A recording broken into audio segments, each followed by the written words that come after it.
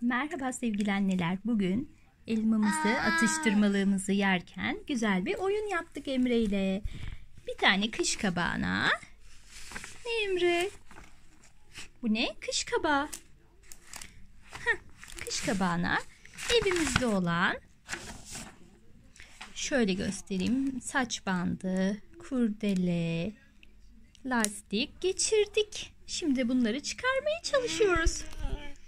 Değil mi Emre? Değil mi Emreciğim? Şimdi bunları çıkarmaya çalışıyoruz. Elmamızı da yerken bir oyun yaptık. Kamerayı mı istiyorsun? Kamerayı istiyormuş. Evet, biz oyunumuza devam edelim. Siz de karpuzla, başka sebzelerle ya da meyvelerle bu tarz oyunlar, basit, ucuz oyunlar yapabilirsiniz. Emre benim yardımımı istiyor. Hadi çıkaralım, çıkar. Hadi. Çıktı. Ellerini açarak yerleştirmesi lastikleri. Bunu da mı çıkaralım? Hadi beraber yapalım ama. Tut. Tut.